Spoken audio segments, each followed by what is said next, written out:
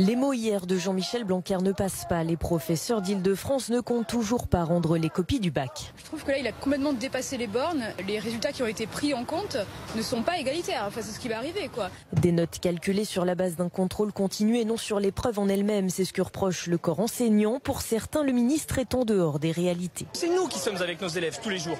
C'est pas monsieur Blanquer qui prend le RER pour aller en banlieue, pour essayer de les former, de les préparer aux épreuves, de les préparer même dans leur formation.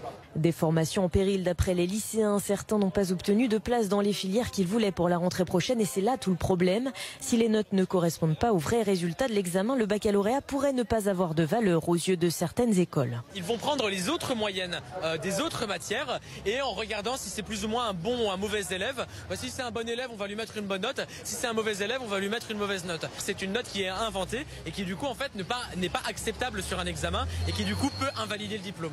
Reste que les enseignants sont clairs, ils ne rendront pas les copies à temps, même s'ils ont reçu des pressions de la part de leur direction. On nous a appelés, on nous a envoyé des mails. Nous encourons 15 jours, entre 10 et 15 jours de retrait de salaire, ce qui est complètement illégal, puisque nous avons retiré nos copies, nous avons corrigé nos copies et la grève va commencer à partir du 2 juillet. Le bras de fer n'est donc pas terminé, alors que les résultats, eux, doivent être publiés demain matin.